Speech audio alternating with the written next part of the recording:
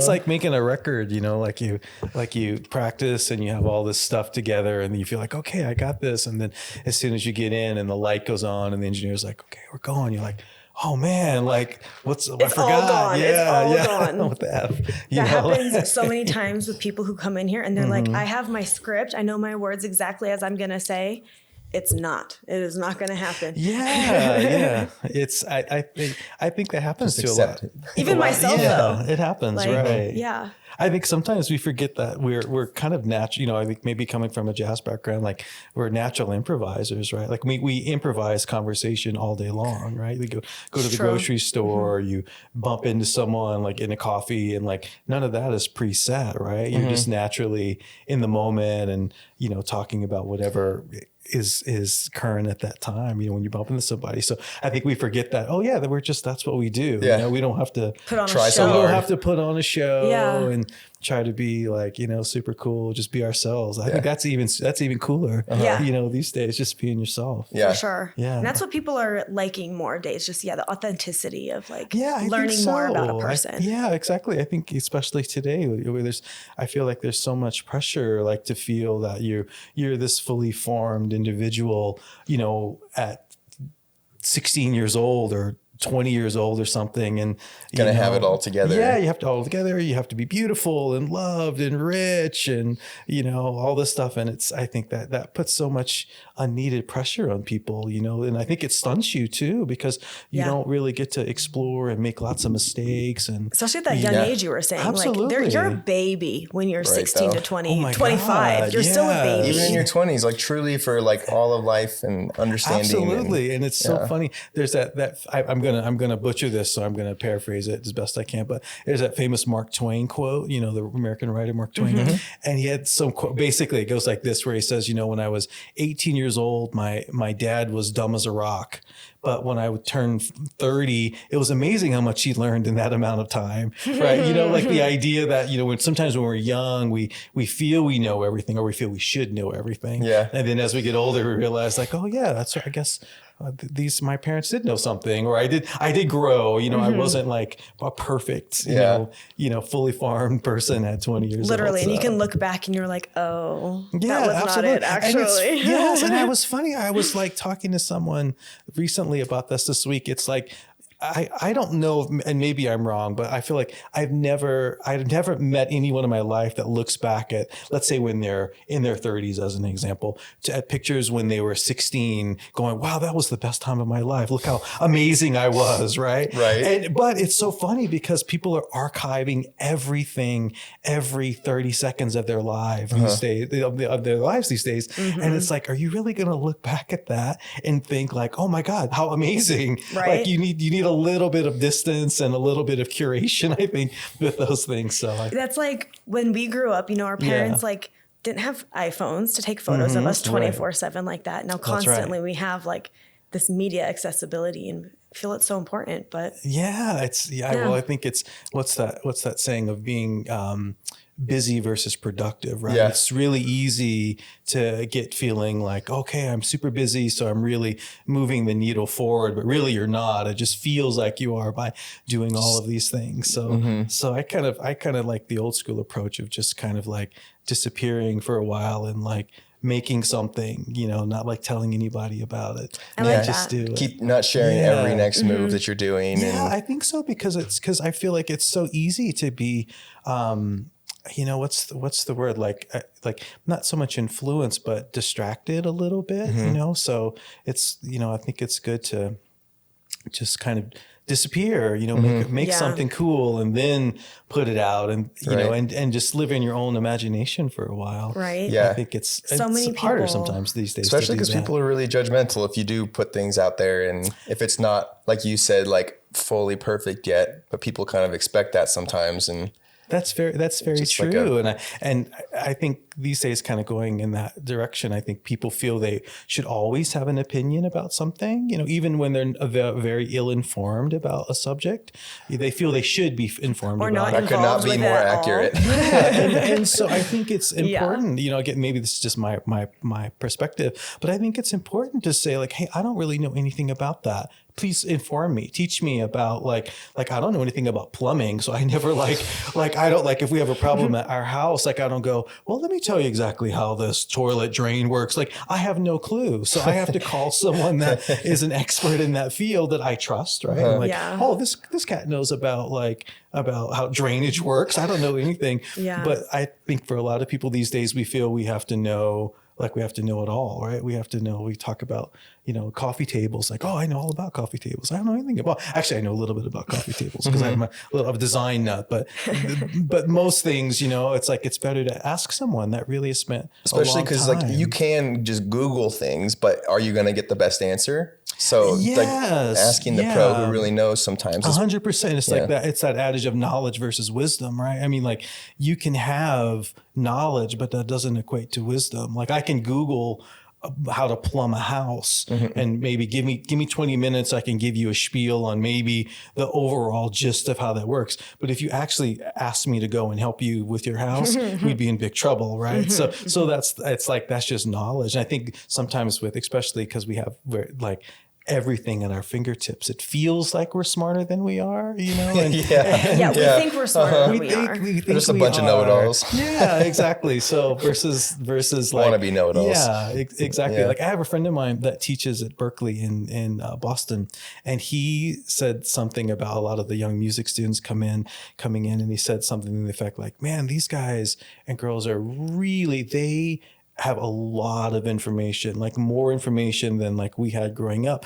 But he goes, it's like an ocean that's so wide but very shallow, right? Like it's a little bit of information, but not a lot of in-depth information. It's like kind of very surface things, and not really. It's information, not wisdom. It's almost like you have to be better at knowing what not to look at than being able to just look up anything.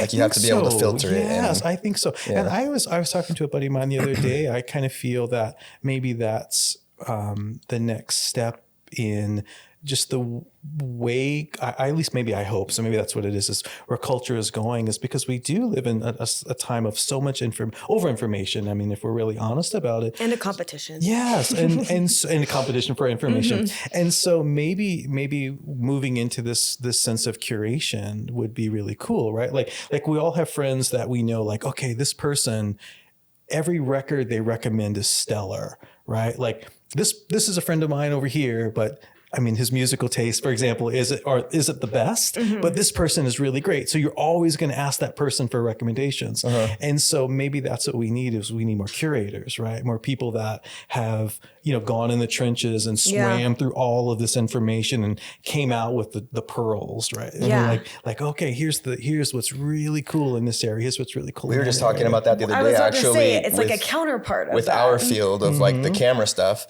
There's endless reels just talking about gear and the next gear and the best gear. And next thing coming out. We were talking like you have to remind yourself that person is trying to sell you. Oh, they're not trying to. They're not saying that because they're just passionate about it. 1,000%. Remember that. Yeah, and in the guitar world, music world, I should say, being primarily a guitar player, it's kind of the same thing. You can go on YouTube and spend more hours looking at the latest gear than you actually do making music. It's so easy to do that. Like this would make me better. This would make me better. Right. But and then we get in that thing, we have to have the newest, greatest thing. This new camera, this new lens, this new guitar, this new pedal.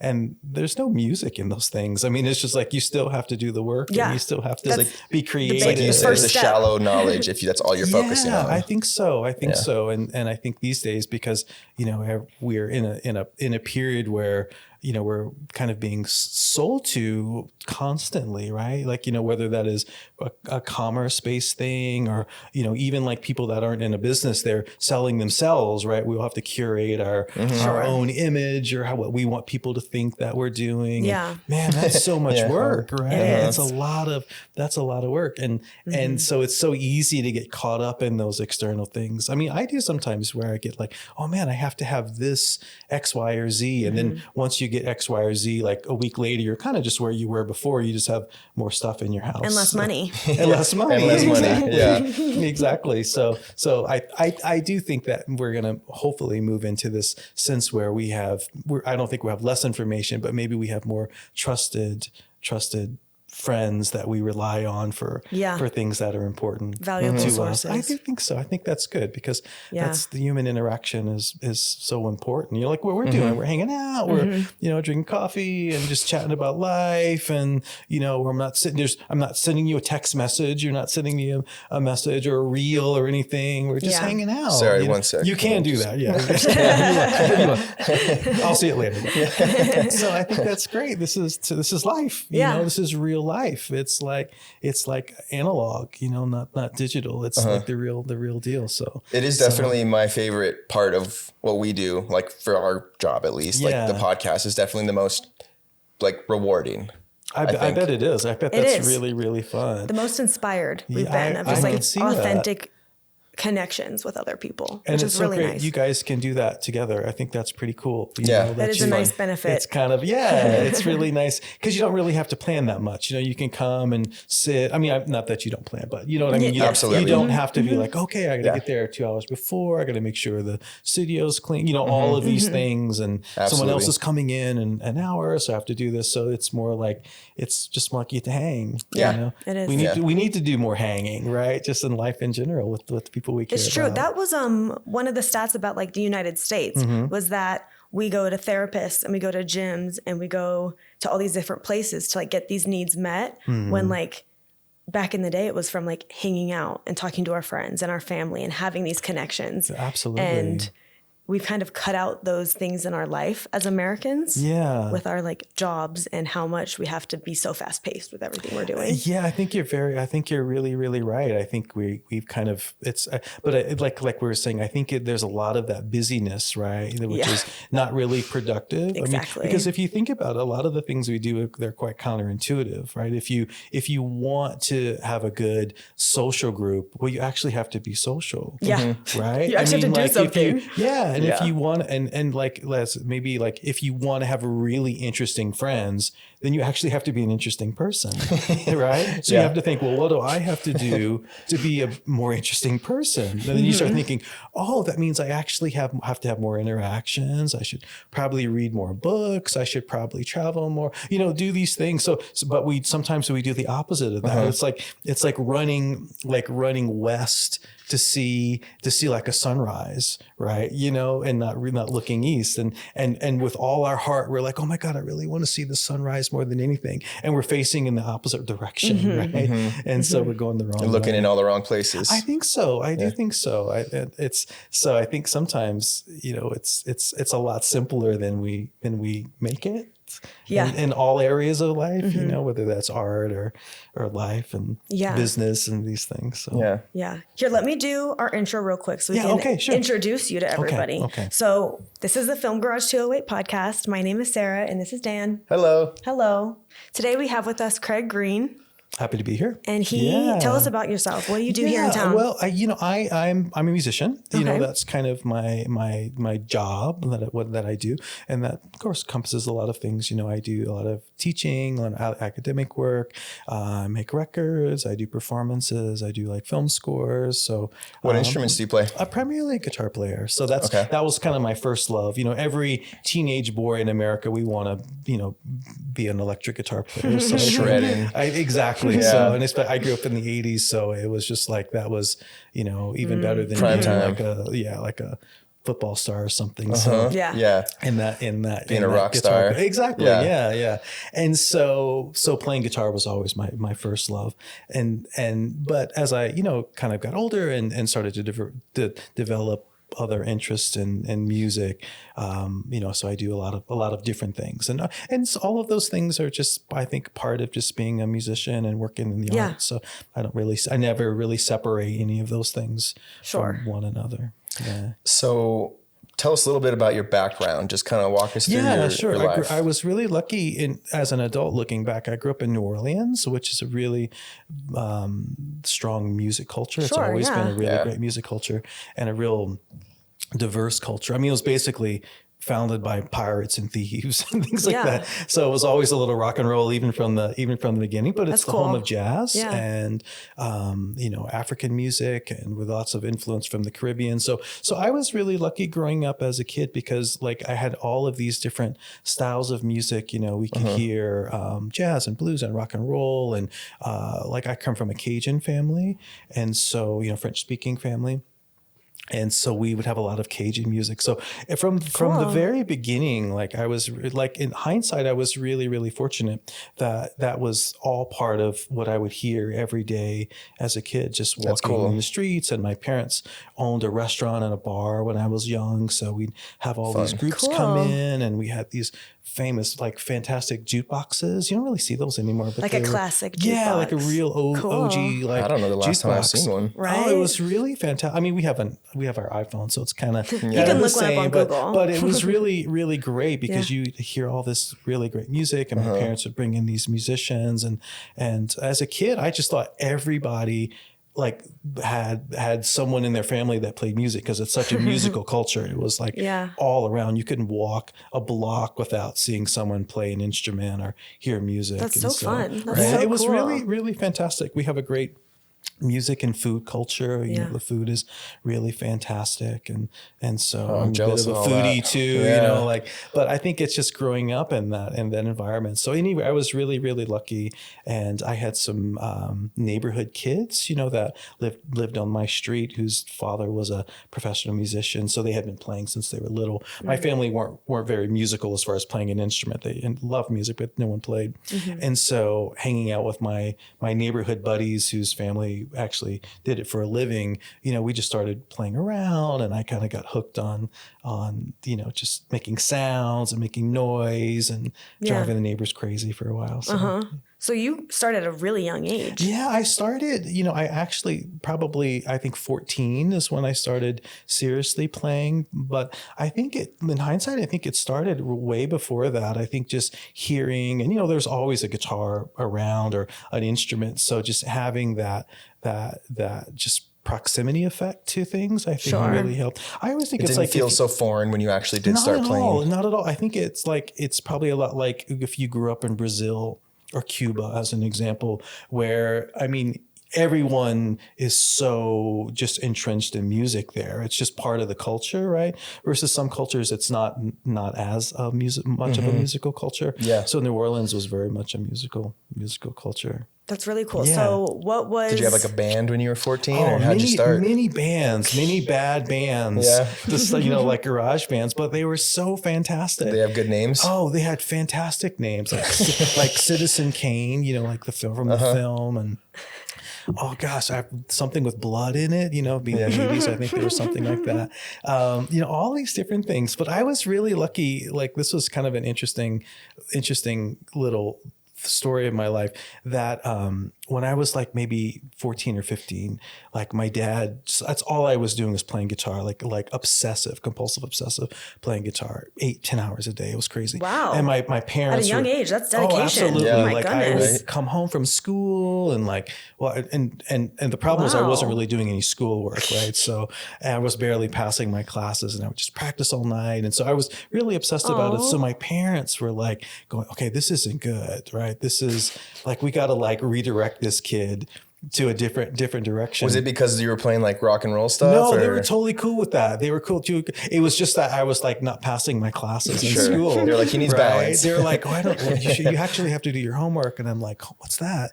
And it was another crazy thing at school. I was very, very I feel very lucky. There was a lot of serendipitous moments in my life. Like at school, we had all these music classes, which kids today don't have, which is kind of a bummer. We can chat about that too in the future. But like we had like piano classes, an orchestra class, guitar class, choir class. So I had like 4 music classes during the day that I could just practice guitar at school all day. Nice, so the okay. teachers were really great. They were like, Was this like a musical school, or was no, it it was just a you? normal high school. So I was playing a lot, and my parents were very worried about that. So my dad had a friend of a friend that was a really great guitar player in New Orleans, a really famous cat that played with like Frank Zappa and things like that. Cool. And he called him up and he was like, hey, so my son just wants to play guitar. So we don't think it's a good idea. Can we send him over to you for a couple lessons and maybe encourage him to, maybe go and become a doctor or, get like a normal job or something like that. So that was the idea. Like my dad gave this guy like $100. So like another guitar person yes, to try and scare him. Yes, and he was like, okay, so let's redirect him. That's not happening. Yes, and it was the craziest thing. So we lived a little bit outside of New Orleans, kind of in the countryside. So I drove into New Orleans for my first guitar lesson, and we had it was supposed to be like an hour lesson. And he's like, okay, so let's play a little bit and let's see if you can at least navigate the instrument a little bit. So I did. And he was like, yeah, not so bad.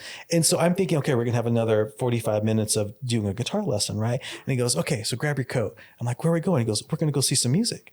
And so I was probably like 15 at the time. So we pile into his car and he took me to all these great jazz bars in New Orleans that I wasn't old enough to get into, but he would play at them all the time. So he could just walk in and he walked in with me.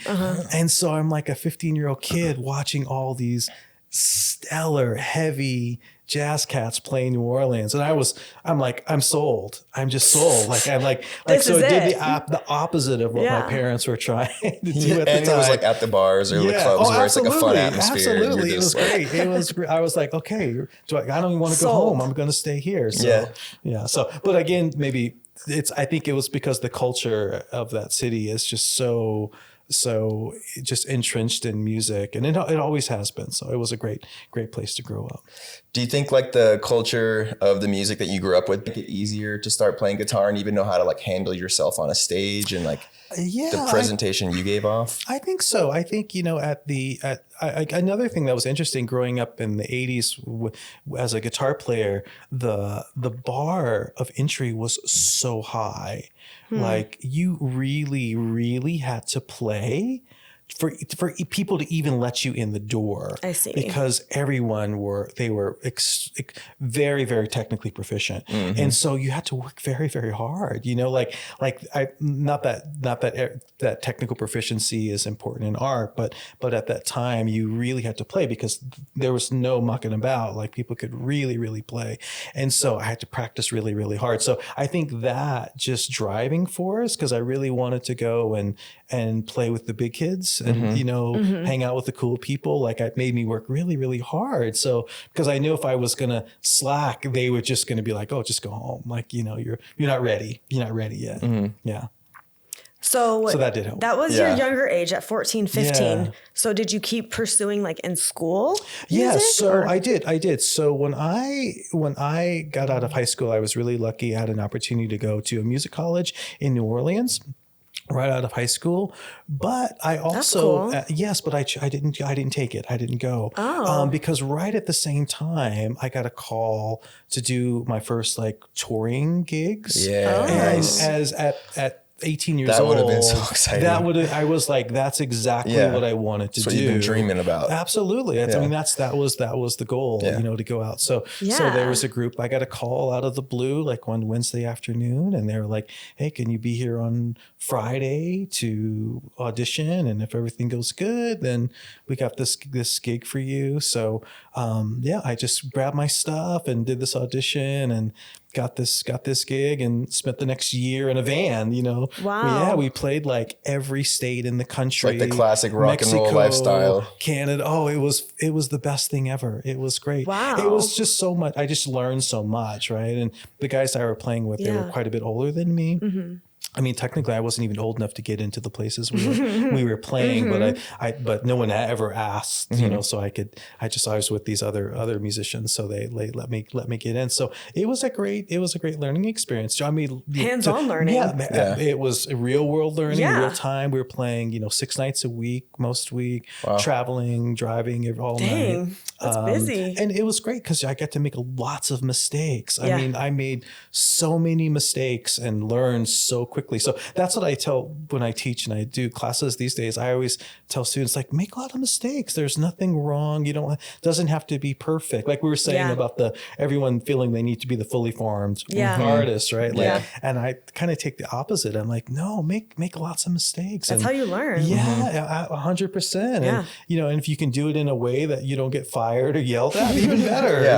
No harm. Exactly. Like don't make too big of a mistake. Yeah, it's like how you like photos. Like you just have to take a lot of bad pictures before you realize, like, okay, here's a great picture. And I think photographers are ones that maybe do the most mistakes, as in if you take 1,000 pictures, there can be a million things that don't happen. have 1,000 great pictures. You might have 10. Lucky 10 great ones. Exactly. And I think for a lot of people, they don't realize that, like how much throwaway, because you look at happens. Like a famous person's like portfolio, and they're only picking the best of the best for their shoots. Which is You're like not 5 seeing all photos, the though. junk. Absolutely. Five photos. That's exactly right. A friend of mine, he's a student of mine that's a photographer. He, I forgot this guy's name, but he was a really famous photographer in New York that did like the Miles Davis record covers for Blue Note. Really? Like a really, really famous guy. That's cool. I had a Miles Davis poster in my room growing up. Yeah. So I played he the trumpet for a while. He did 2 or 3 of Miles's records,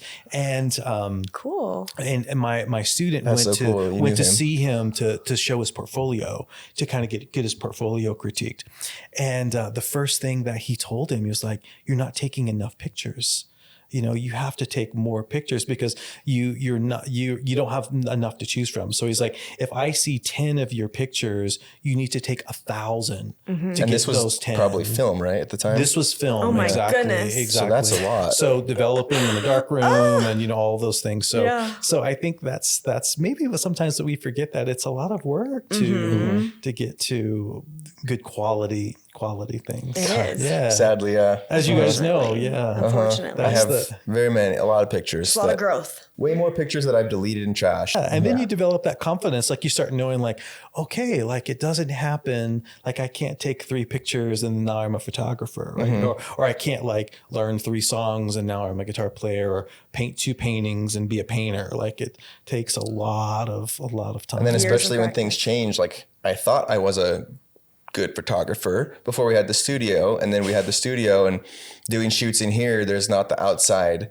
things you can use to just like go walk and look pretty or go do this. Like you really have to stage someone in here, and that just opened my eyes to how bad I was at that. Like just literally like someone's here, like now make me look good. Like and so now I feel like I have a pretty good grip on it, but it made me realize like, wow, I know nothing There's about. a lot to do. I've experienced that too with making records. Like the first couple times I got called into the studio to play on someone's record, and you think, oh man, like this music I got this. This is no big deal. And you go in there and you realize like the producer goes, hey, you're actually rushing that bridge a little bit, and are you slowing down on this section, and you're like, oh my gosh, that's right. My timing isn't.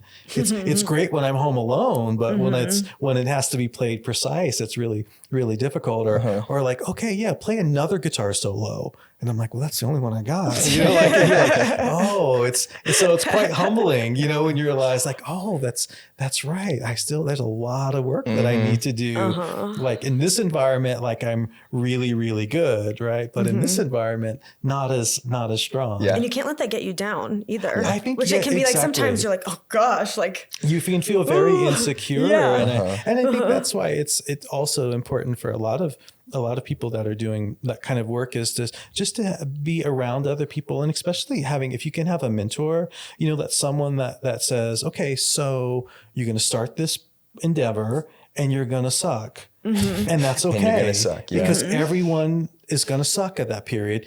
And but if you keep going, you're going to suck a little less, Keep trying. And then after a certain point, then you're actually going to be not so bad, tolerable, right? But I think that's the process that everybody has to go to. But I think the harder you work, I think you can kind of slowly shrink that time down. It's like an exponential growth in that way. But I think you still have to go. You have to go through sucking a little bit. You have to, yes. And sucking is great because you learn. That's kind of that failure thing. Like you make lots of mistakes and It has to happen. You figure out what doesn't work and what is working, and then you just keep on going. You just can't stop. I think that's the don't stop. Yeah, don't stop. Just keep. Where do we left off with you kind of going to college on tour. Yeah, well, yeah. not So going I to college, left. going Yeah, I on left tour. after high school, working with some musicians, and just basically becoming a touring musician.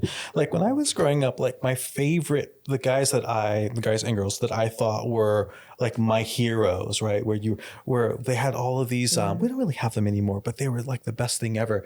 We had these like late night programs, kind of like a David Letterman and those type of things, where they had these amazing bands, right? That could play anything. And so you had these musicians that, they would be playing on all these amazing records, film scores, film soundtracks, playing with symphonies, playing like really obscure, odd music. And so I thought, that's what I want to do. Like, I want to be that person. How do you get there? Yeah. Well, I think you just have to go out and just be exposed, and play a lot of different things. And I think also too, just going out and just living a little bit, like being exposed to different styles of music and different types of ways of looking at different things, so it's not just kind of a one directional way. So for myself, it was just because I really had a diverse palette. And I think that kind of plays back to maybe growing up in a city where we had so much music that was, it wasn't just a one thing. There was so much going on, and the players that I was, working with and playing with, they were playing maybe Cajun music one night, and then a blues gig the next night, and just then like really jazz showing gig. their understanding of the technical Everything. skills. They really were very proficient in all these different languages. It's almost like someone that's kind of the language too. Yeah, it's like the language of music, right? Okay. All these different things. And so I just love that. I just love that. Just these different experiences. And so for myself, that I just put myself out there. So if someone says, "Oh, I need a guitar player for this gospel band like from Alabama," I'm like, "Oh, I'll do it." Like, cause I really, not that I was trying to be a jack of all trades, but I just really loved diversity. And I think as I, got older and started making records and maybe exploring maybe my own things, it was always fringe music, like things that were maybe a combination of a few different styles of music, or playing with people that were really obscure players from around the world, things that were just really, to me, very interesting, and it made me play different. So I wasn't going to play the same every time I had this interaction. So it's a lot like having a diverse group of friends. You might like, okay, some people are photographers, some people are painters, this guy's a chef, or this guy surfs for a living, and you have all of these different interactions, and you just build this culture, like you start you're collecting these aspects from all these people. It's like you can always narrow down and do your niche and figure out what you want, but it's better to explore first and know all your options before you're just settling in. Exactly. I think so. And I think sometimes maybe these days, because for a lot of players and people, not just in the arts, but there's a bit of a pressure to feel like you have to kind of like fan in and become this very narrow, specific thing, because it's easier to market, right? When you kind of narrow down this channel. And I understand that, because it's easier to get the message out. But I also feel that maybe from a personal perspective, you can lose the diversity of culture. Like, so for example, like the best lessons I've ever had in my life, like let's say artistic lessons, were from like maybe having a coffee with some guy in Paris, like some African musician that's like, "Hey, have you ever listened to this record?" Right. And so like, I trust this person, so I'm going to listen to it. Or someone says, "Oh man, this guy that surfs for a living is like, hey, you ever read this book by so-and-so?" I'm like, "No, I'll check it out." So like, those were the things that were actually more influential to me than maybe other things in life. So then I have this, maybe hopefully a well of things to pull from, that when I do a project or I'm focused on something that I'm kind of pulling from all these different resources. So I guess my niche is to try to be interesting. It's probably nice or easier to pull from resources like that. Like if you trust them and the information they're telling you is true, then you can retell that information or use it in like an honest way, and it's real, versus sometimes you look up on the internet and you like if you're saying something, it's pretty like you sound like a know-it-all because it's just something you looked up on the internet versus like a tested knowledge. That's right. And I think maybe I was thinking about this the other day. It's like, maybe the difference between like, influence and inspiration. I think we do live in a culture of like the influencer culture, right? Where people are trying to, well, we think about the definition, you're trying to influence someone to do something, right? To take some kind of action, whether that's to look at you more or to acknowledge you or to love you more or to buy a product. And I think that's different than influence, right? Because when you're in the inspiration of things, right? Because like when you're influenced, you're almost like directly going to do what you're being told, right? But when you're inspired, that means you're really pulling from your own self, right? Which is really, really different. So I think that when you have hopefully a diverse resource of culture that you're pulling from, that's more of just being inspired to do something and pulling all that together and making it your own thing, whatever that is. Yeah. You're not copying them. I think, putting your spin on that's things. right. I remember there's like a really famous Spanish chef. His name is Ferran Adria. He was like one of these guys that had like one of the world's best restaurant for years and years until he decided to close it because it was like, he was like the top Michelin restaurant for all many years. And he's like in south of Spain. Actually, north of Barcelona. He's a friend of yours? No, someone I have never met, but I've read a lot of his books. Okay. And he has this really famous quote that I think about a lot. He said, "Creativity is not copying," and I think, well, that's right? Because if you're being creative, then you're not copying something. You should be it should be from 0 to 1, right? Like you're making something that's not coming. But influence, of course, you can be influenced. Sure, yeah. But that's a good way to think about it. The true sense of creativity is like you're making something that maybe is unique to yourself. So kind of going back what we were saying at the beginning, I think if we just maybe focus more on just being the best self we can be, then by nature, you're going to do something that's more individual and creative. Because of that. Oh, that's a really good point. Yeah. I like that. That's a really good point. So going back to like your career as a musician, as a business, what do you do? What types of things do you do to make? Well, these days, I think it's always this. It's always been the same thing. Okay. And in different percentages where growing up, maybe going back and grow up in New Orleans and growing up in a kind of maybe a jazz pedagogy, jazz studies. And something that was, I remember when I first started taking jazz guitar lessons in New Orleans, my teacher encouraged me to find, like after maybe a few months, he was like, you need to find some students. And I wasn't sure what he meant. He was like, well, because you need to take this information, make it your own. And the best way to do that is by teaching other people. Yeah. And so you see that a lot in the jazz culture where you kind of have a bit of a mentorship.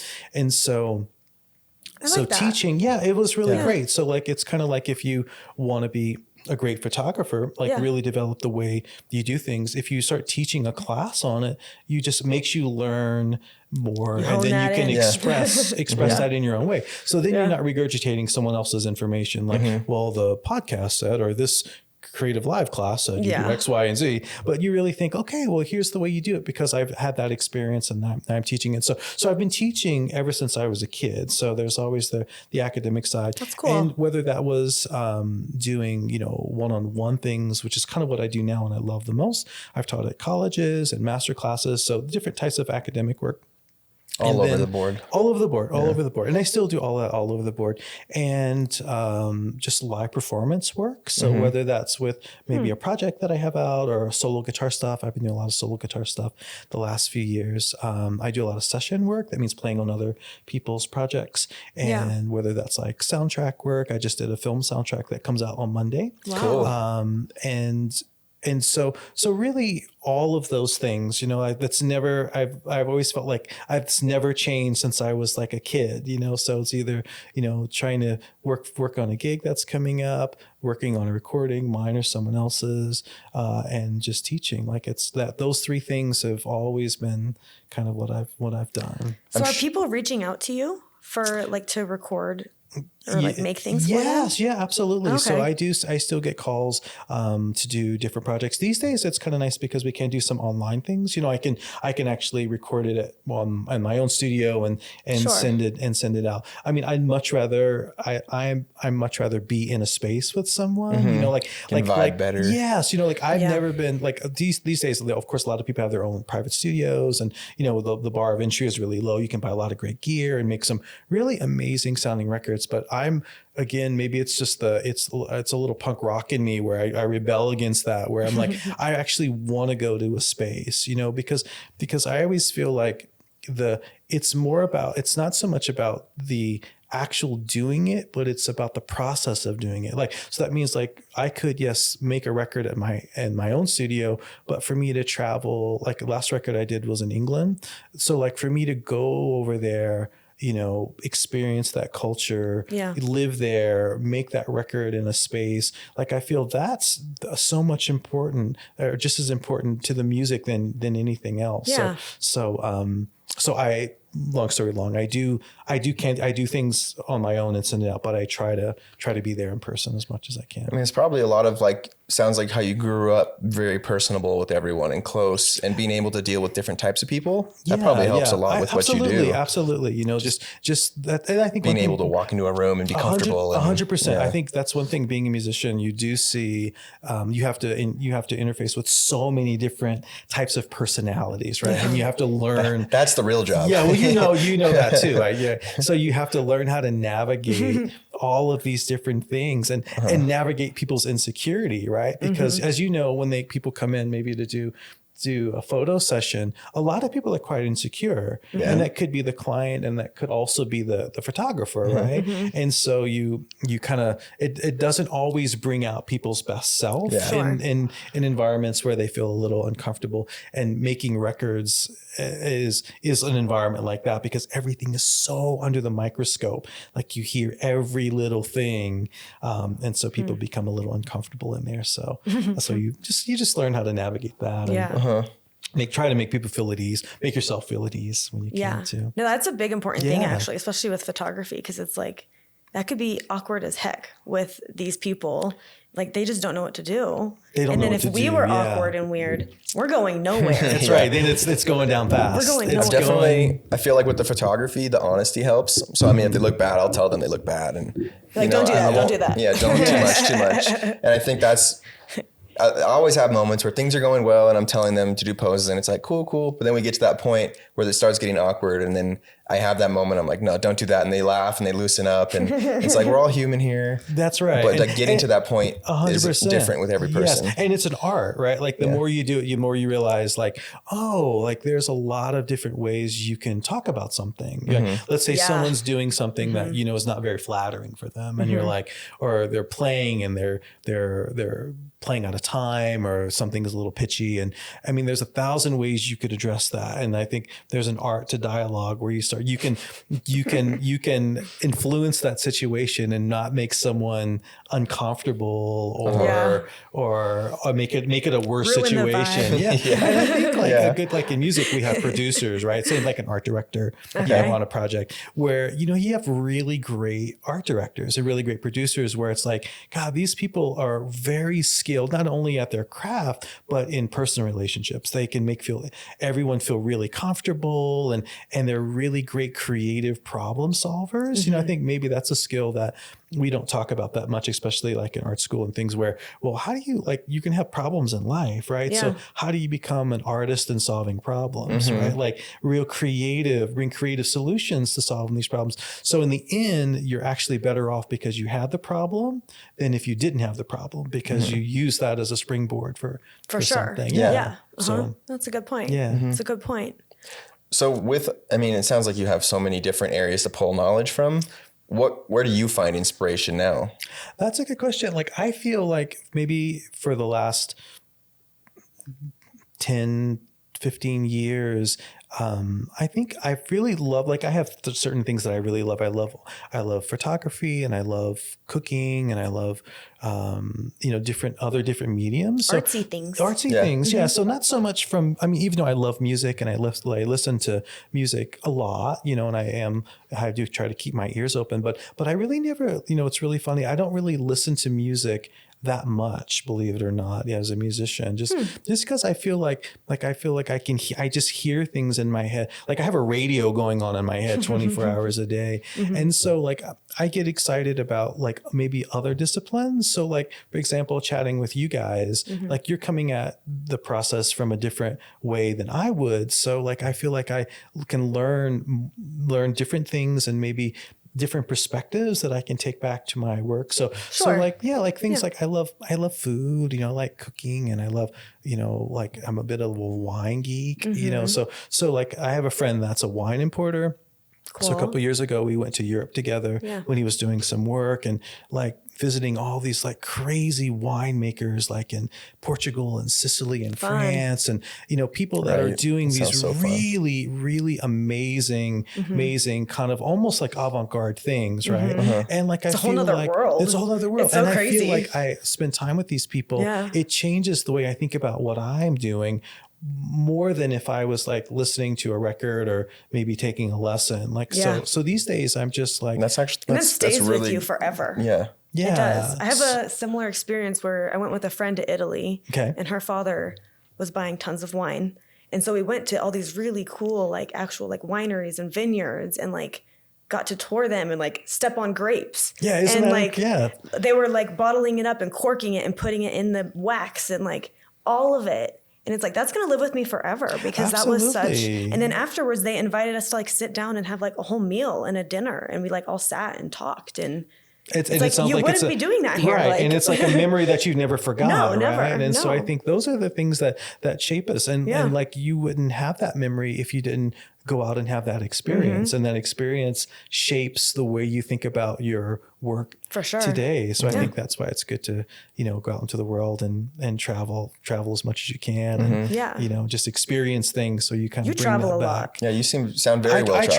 I try to, just from just gigging and work. And then whenever I can, I just try to go out and see something new. If I, there was a period of time, like I was into certain things, like I was like really into like flamenco music, right, from south of Spain.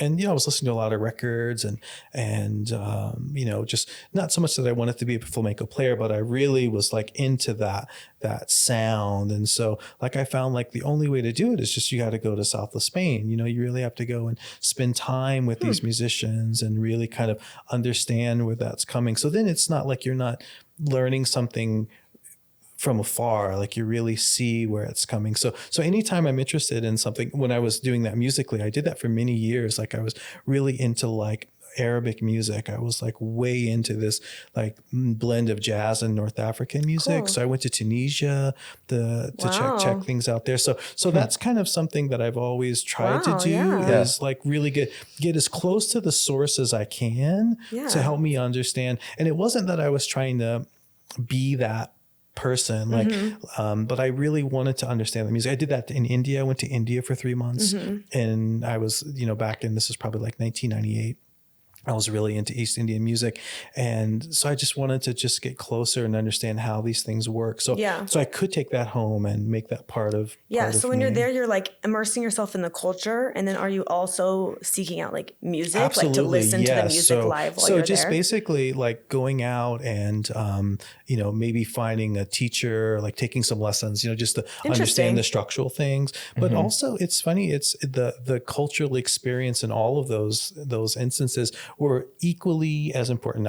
I tell like my students this, I always say like the best lessons, music lessons I've ever had in my life that have transformed me as a player, there was not an instrument in the room.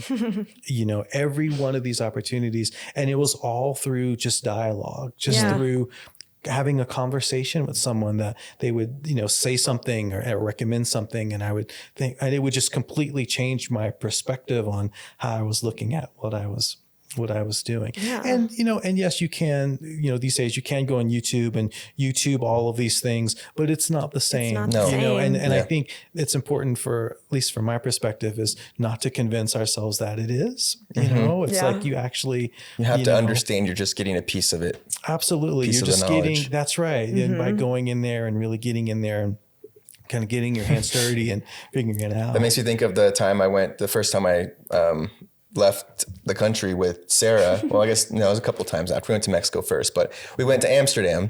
And leading up to that trip, she was like, we have to plan our outfits. And he's making fun of me. we have to look good, we gotta. I have a wife too, I know on that. And, but like, specifically to not look American there. It's like we have to dress fashionable. I was like, whatever, like it's not even that big of a deal. And when we got there, I was like, oh my God, I'm so embarrassed. Like everyone just looks so nice and just like and put together. Totally. And coats like more of a focus on the culture and just it definitely, I guess, like you said, opened my eyes to what I was doing and how I was doing things. And I totally get that. And I think it's hard to do because it's not like you can just everyone buy a plane ticket and go where you want to go. But maybe if we all tried a little harder to make more authentic experiences and didn't just resort to Google, we would be better off. Yes, I think so. And I think maybe also too is just it's okay to have an experience and not document it.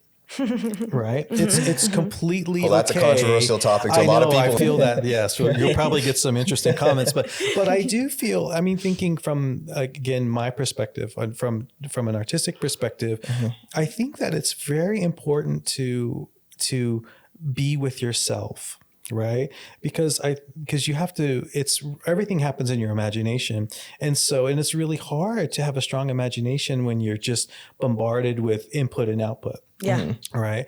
And I think part of having a great imagination is memory, right? We have an experience and we remember it in a certain way. And memories are never crystal clear. They're always a little hazy. Like if you guys took a trip together, that's right. So if you think about your Amsterdam trip, if I spoke to you guys come separate, you'll have different perspectives on that. Sure. Because your memories are different. But if you had a blow by blow, step by step, archive of all of that, it's not the same as remembering because memory is never completely honest, right? Because we start to kind of romanticize. There's emotion things. In there. We have some emotion, and I think that little space between reality and imagination is when interesting things start to happen. Yeah. There's this, you guys know this writer, Gabriel Garcia Marquez. He's a really famous, he was from Colombia, but lived in Mexico in the end of his life, but he wrote like 1,000 Years of Solitude, like a lot of famous books. Okay. I recommend, he's one of my favorite. I've heard of that one. He's wonderful. And he has this thing where he's an expert in this, almost like imaginative way of writing, right? He would have these, and I think it's part of growing up in Colombia and the way the culture was, but he has this little entry into one of his books, and I think it's the one that won like a Pulitzer Prize or something, that said that, I'm going to try to paraphrase it, but it's like memory is not just what happened, but it's how you think about it, but more importantly, how you tell it. Right. So that's like a 3-step process. It's like there's an event that happens. You think about that memory, but you will change it in your head, right? To translate. But then when you go to tell the story, it becomes something completely different. For sure. Right? Yeah. And part of that is because it's all living in this imaginative state, right? Versus if you were archiving everything, you're like, okay, sit down and watch our trip, the 24 hours, archival footage of this trip. It's not the same because you don't get a chance to process that information. So it's okay to do something and not talk about it. Right. That's true. Yeah. And I'm kind of all about that. Like I love to do things, or when I do things, not intentional, but like when I do things, like I never take a picture. Like I can go somewhere for 2 weeks and never take a picture. And I can go somewhere for 2 weeks and never tell anyone I'm going anywhere. You know, like I'll just disappear for 2 weeks and be like, where'd you go? Like, oh, I did this, right? Like, and I think that's great. I just love it because it's mine. It's like, it's not anybody else's. Private person. I think we could all take away that tip from you. That's right. Yeah. It's my own life, you know, and in some ways you think about like the old school monks and things like that, where people would go to the mountaintop or they go disappear at the monastery and come out 6 months later, you know, kind of with a new look on life. Right. I mean, cause they weren't there going like, okay, this is what I had for breakfast. So literally, this is okay. Like I'm doing this cool thing. Let me kind of make a reel of that. Right. Because you're in a different headspace when you do that. So it's almost like it's a little counterintuitive to what you're doing. Kind of like we were saying at the beginning, it's like we want one thing, but we do something that's completely counterintuitive to getting what we want. Yeah. I feel like a lot of that too is based on like values of what what everyone thinks is important, which is money now to survive. Right. And I think if you did something like that, where you were able to go to a monastery and pull yourself away for 6 months, and there's probably so many things you think about that are important in life when you don't have money and the stress of work and just other stimulus of other things going on, like infiltrating that. Yeah, like that's a really good point. It's almost like I was thinking the other day. It's almost like what our currency is, right? Like we have the monetary currency, like money. But I feel a lot of us, we work for different kinds of currency. You know, attention is a currency, right? Love is a currency. And so like if I value the currency that I'm valuing the most is attention, then, you know, and really when you want attention, you really just want love, when in the end is really what it comes to.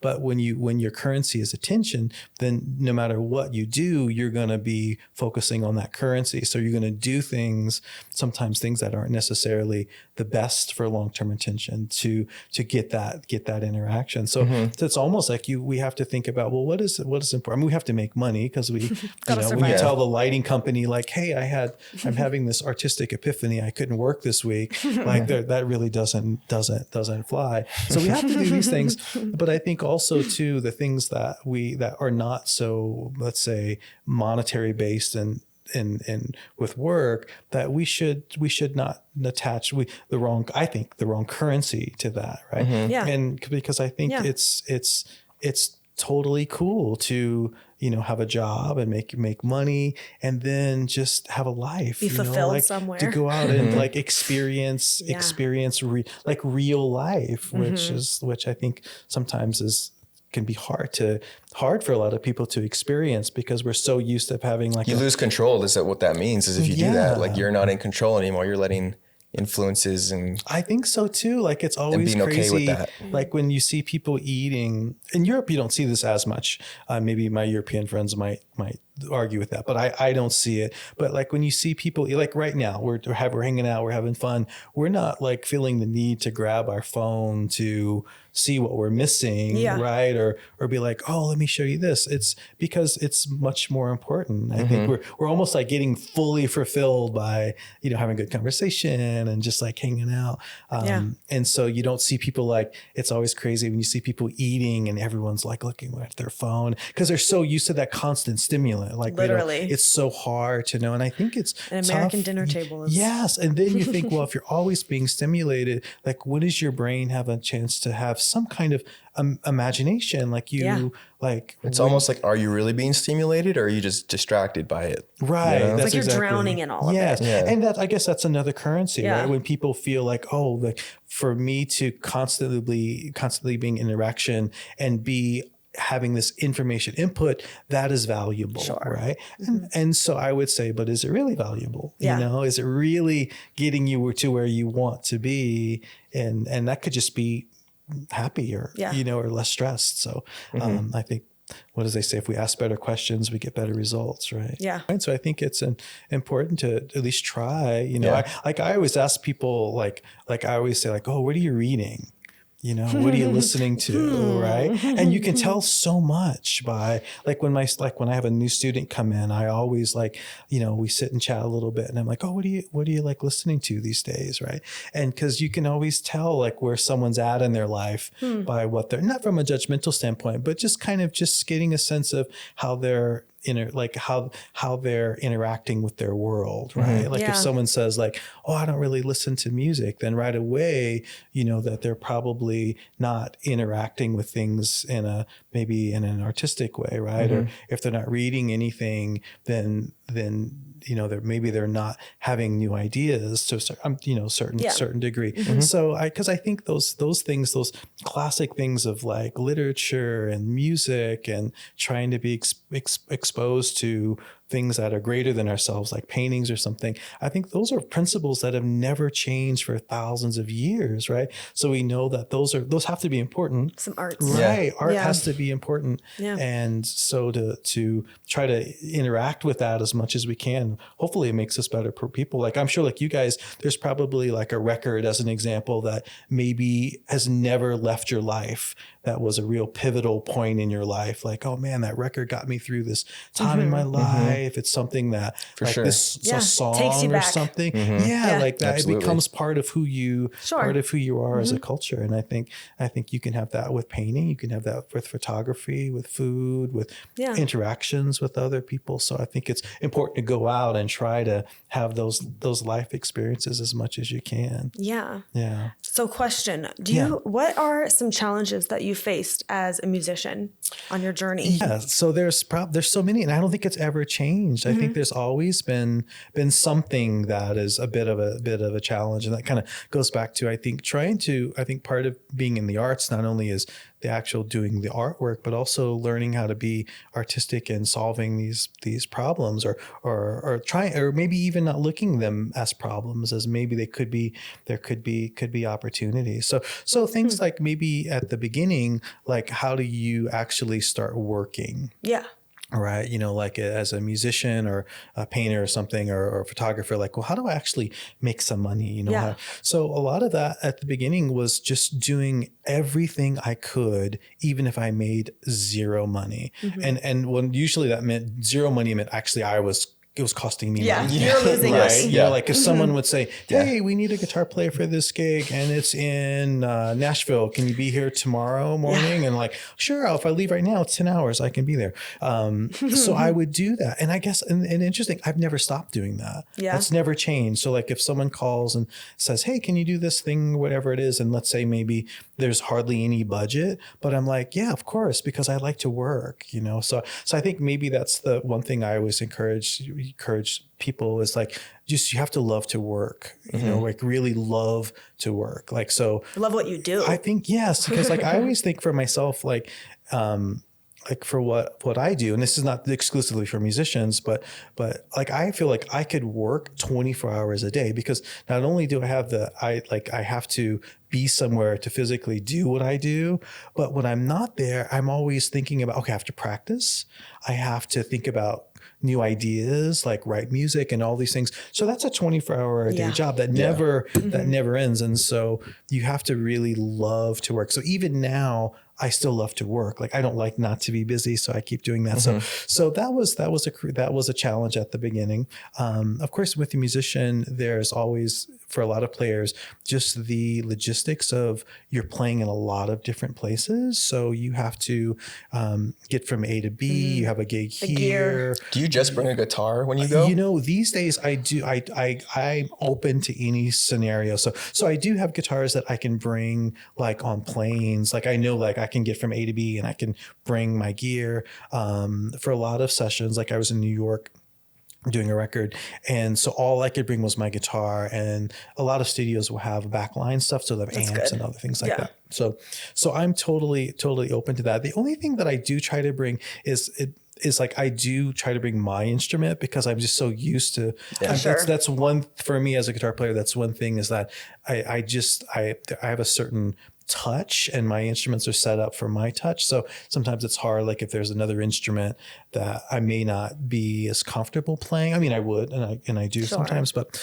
so there's the logistics of just getting A to B. And then you're always thinking, okay, well, there's always just the crunching of the numbers of things. Okay, like I have this gig here, this gig there, and I get it from A to B. It costs this much. There's just all of those just financial things of keeping a business moving and also working all the time and trying to keep as busy as we can. So I think those have never really changed, and maybe the biggest change that is probably obvious to most musicians is, like when I was growing up as a young musician, you made records with the idea that you were going to make some kind of return on that investment, right? And be famous. Yeah, so you were going to make a record. Like the idea, as a young musician, is like you were going to have a band or a group or some project that would be able to be associated with a label that would put your record out there. Yeah. And then as things evolved, you could put out your own records. We have a little bit of the independent music culture that happens. But you were still making records and selling records, right? So if you wanted to hear the latest whatever, you would actually have to go and purchase something, right? And now, since we're kind of moved into like a streaming culture, people are obviously buying less records, so that makes you kind of have to think differently about and even listening to full records. Like you might hear one good song and like it. 1,000% people do. Like people I didn't think of that. will even ask like, what's your favorite song? And I'm like, I have no idea, because I would never listen to a song outside of a record. Like I would never. I mean, I shouldn't say that. I mean, I have heard music. Oh, it's a great piece. That's a great song or a great piece of music. But it's hard for me to dissociate a song from a record, because to me, that's the whole entity, right? Because you just have so much more of an understanding of what you're hearing. Yes, like I have to think. I have to think that long term. Like I have to hear things. Yeah, because I think of records like books, it's a story, right? Versus like maybe like a magazine article. And not saying that's the best way for everybody, but that's for myself. Like I don't make records like there's today, especially musicians, there's so much content creation that's happening. And again, maybe it's a little bit rock and roll, but I'm kind of the opposite of that. I think less is more, where like, I feel like, oh yeah, like I make records periodically, like my own records. And so like the last record I put out was like in 2000, I think it came out in 2020, right? So it's been almost 4 years since I've done a record. So it's like, it's time for me to start thinking about the next like actual record. So again, it's more long-term and long format style of art, I think.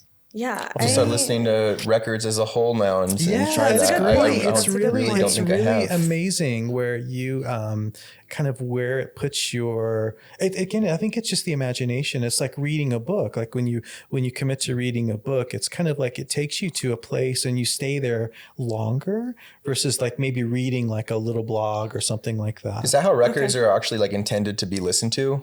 Well, I think my favorite records are. I think my favorite records are the ones that when people really think about the story, where, old school days, you had like when we were doing vinyl all the time, it was like pre-CDs, you had side A, side B, right? So you're always thinking like, okay, they're going to have to flip that record over. So what's interesting, where do we go from the last song on side A to the first song on side B? And then of course, when CDs came out, things were just more linear that way. Yeah. But I think my favorite records, it's a story, whether it's not so much topical, like, there's lyrics that tell me how to feel, but it's just, there's something in there that pulls you in and you just want to be in that world for a while. So like if you have a favorite film that you like, you never stop it in the middle. And we all have I was talking to a friend the other day, like we all have certain, actually it was your dad that we were talking to about that. We were talking about a film and he was like, yeah, whenever that comes on, like you got to sit and watch the whole thing. It's like, of course you do. Some of those classics. Yeah, like a classic film or like a favorite book. Like you didn't go like, oh, I really love this book, but I only got halfway through because you want to be in that world. And so you think, well, what is that world? Well, it's the world of your imagination that's happening. It's taking you to a place that's kind of in your head, a place of unlimited possibilities. So I think trying to stay in that place with as many opportunities as we can, and records are one of those where you have 50 minutes of just like being in a place. So putting a set of headphones on and putting on a great record and saying like, okay, this is like this. I'm watching a television program, but I'm not watching TV. I'm just, it's all happening in my head. Yeah. So your records, do you play multiple instruments and like combine them? Just guitar. Yeah. And I do a lot of composing. So sometimes I'll write music for other instruments that I don't play, but that's common for a lot of composers. So the last record I did, it's a duo record with this drummer, Clive Deemer. And Clive is the second drummer in Radiohead. Cool. And he also plays with bands like Portishead and Get the Blessing. So he's quite a really, really amazing individual and a well-known drummer in the UK. And we did this record in Bristol. It's called Love Notes and Binary Code.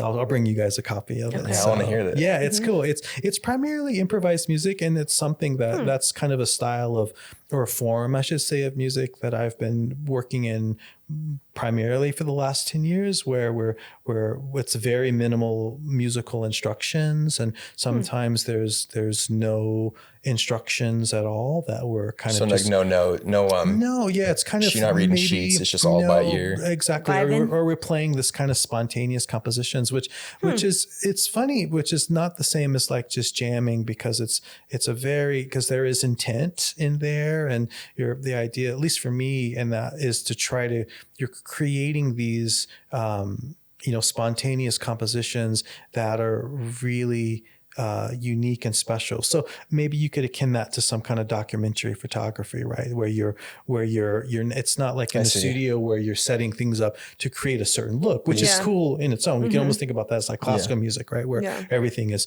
pre-done, but you're actually, you're doing things in real time, right? Like maybe like if you think about like a war photographer, maybe as an example, where you're there and you're just capturing these moments that if you just weren't there a second ago, it would be different.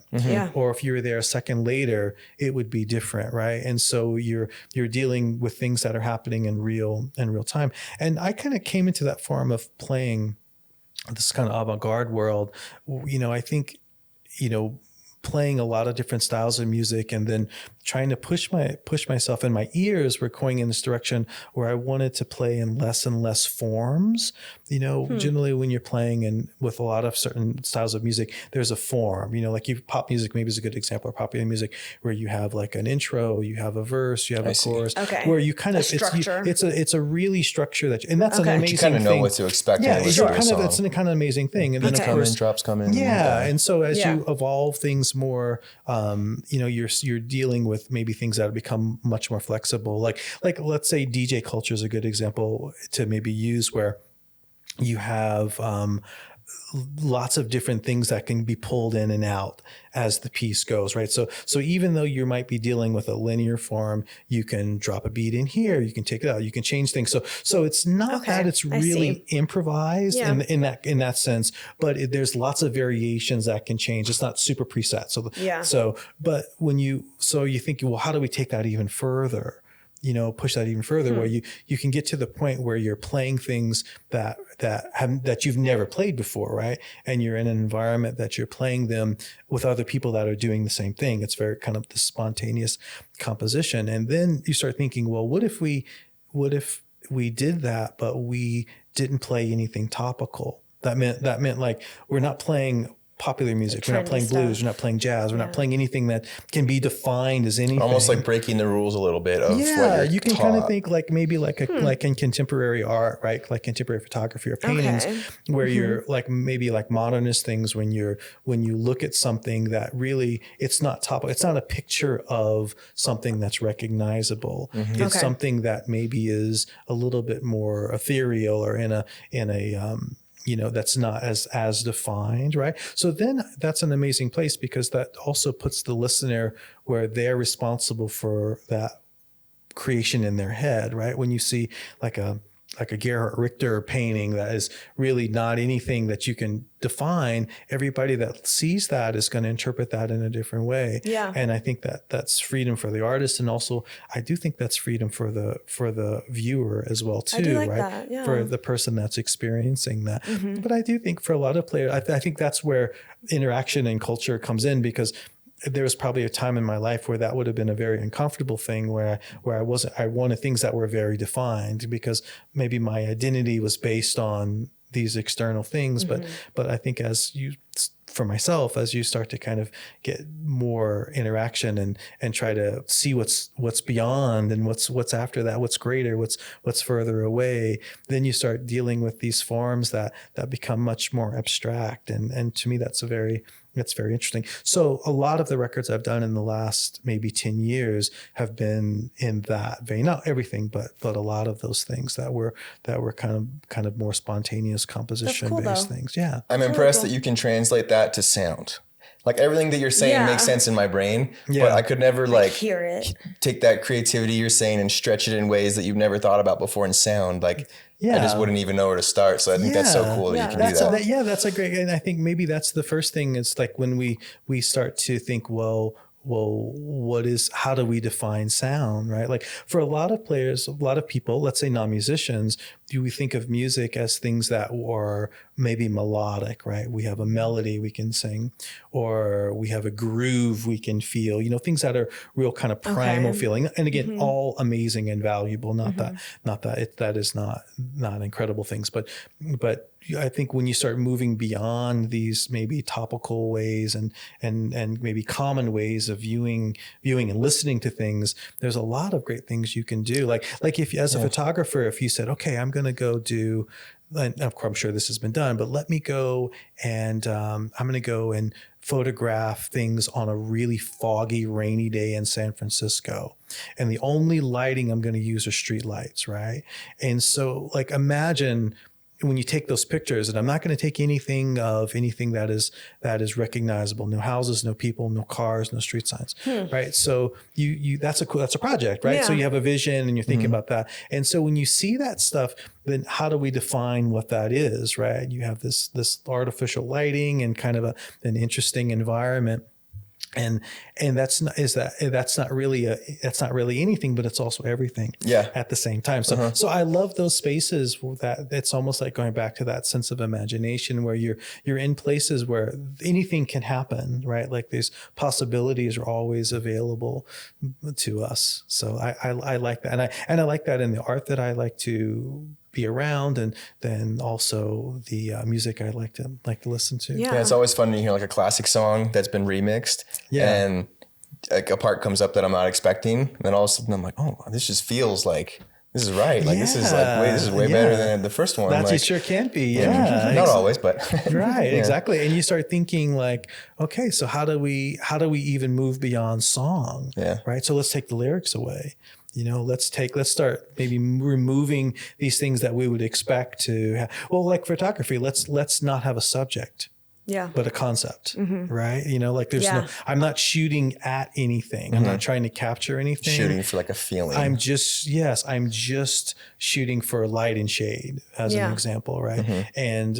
Or I'm gonna, instead of me painting this cup or in front of me, like, you think about like, let's say the Cubist movement, like with Picasso, so instead of like painting something that, look just like a bowl of fruit, you paint something. Well, how would that bowl of fruit look from every angle at the same time? Right. Then you start abstract thinking about these different ways of looking at things. And I think that maybe is creativity. Like it's like you're just finding new ways to kind of view something that could be even very, very, very common, right? Like you could, maybe in thinking about it, like from a photographic standpoint, like pick a random street in this neighborhood and say, okay, like I'm going to go do this project. Like I'm going to go down every street on the numbered streets here. And for the viewers and listeners, we're living in a whole many blocks of numbered streets. But every street I'm going to go down and I'm going to take whatever's happening in that street on one block from 2 a.m. to 2:30 a.m. in the morning, every street. right? So there's a concept there. We don't know what's going to happen. No. Right. But there's something interesting that's going to happen at 2, because nothing crazy things happen at 2:30 in the morning. Right. Nothing But good. like 2 to 2:30 in the morning, this is First Street. This is Second Street at that time. Yeah. And you have a whole concept. Right.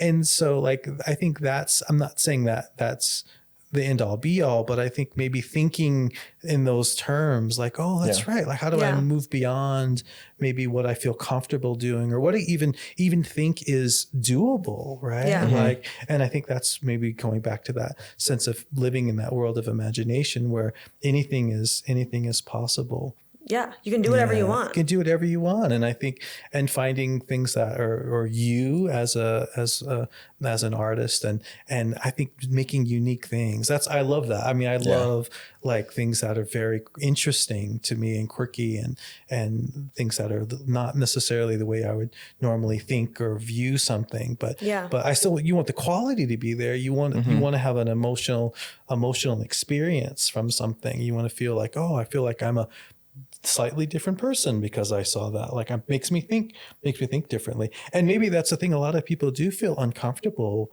when they think differently. And I think maybe that's a muscle that's It's a challenge. More people, you have to work that a little bit. And it could be something very simple, like with anything like sound or visual mediums or cooking. It's like, oh, let me just get a little bit more uncomfortable with this area and see how that affects the things I'm comfortable with, because it kind of, I think, hopefully or ideally stretches us to be more uniquely ourselves. Yeah. So I guess kind of pivoting off of that, what advice do you have for someone that's wanting to pursue just their dream? Not even just like a musician, but like their that's dream. a great question. I would say maybe the first thing I would say is just to sit down with yourself and ask yourself why. Like, why do you want to do that? Right? Because a lot of times people do things that I think for not the wrong reasons, but for other reasons. And if you ask yourself like, okay, why do I want to be a painter, for example? And if the idea is like, man, I really want to be famous, right? Because it'd be really great if everybody knew who I was and all this stuff. That's a silly example, but maybe not that uncommon of an example. No. Then you could ask yourself, well, God, there's maybe a better ways to do that, right? Or if someone says, God, I really want to. That person looking for the attention. Yeah, a lot of money or something, like, oh man, maybe there's a better way to do that. So I think the first thing is just asking yourself, like, what's your motivating factor? Because really, kind of going back to what we talked about, it's like, well, what's your currency? What are you feeling that you're getting value from, right? And so that would be the first thing I would ask. And then maybe also just trying to spend time with people that are very good at what they do.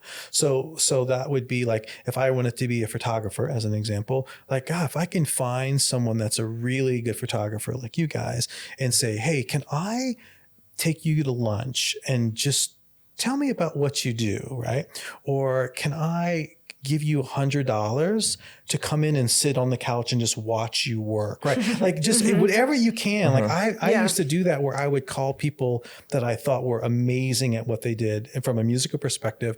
And I would say, hey, can I come and just hang out? I'll pay you, like I'll sweep the floor, whatever you need me to do. I just want to just be around someone that is really, really good at what they do to help me understand if that's something that is for me, or something that maybe that I want to spend some more time in. So I would say finding a good mentor is really good. First, asking yourself, why do you want to do it? And if there is, the reason isn't like, because like, I can't think of anything else in life I would want to do. I think, well, that's a great reason. Right. That's a really, really great reason. Finding someone that really can shepherd that process, right? Who's made a lot of mistakes, right? And knows what they're doing, and that can kind of be really real with you about the realities of what you have to do. And then I think the next thing is just go and do it as much as you can, and make a lot of mistakes, so you can kind of figure out, what what to do and how to get better. And sometimes I think in the arts, especially, it's really a war of attrition, right? Who can hang on the longest and make the most mistakes. And then you just kind of figure that. And, you know, I always say in my case, for better or worse, like I've in a lot of ways, I felt I didn't have a choice, not only because I really wanted to do it, it's because I really wasn't good at anything else. And if I was completely honest, I probably wasn't that great at what I was doing, playing guitar anyway, but I didn't stop. I kept going. And not that I would say I'm nowhere near I would want to be as a player yet. There's so much I want to do and so many ideas that I have that I want to bring to fruition. That's never changed.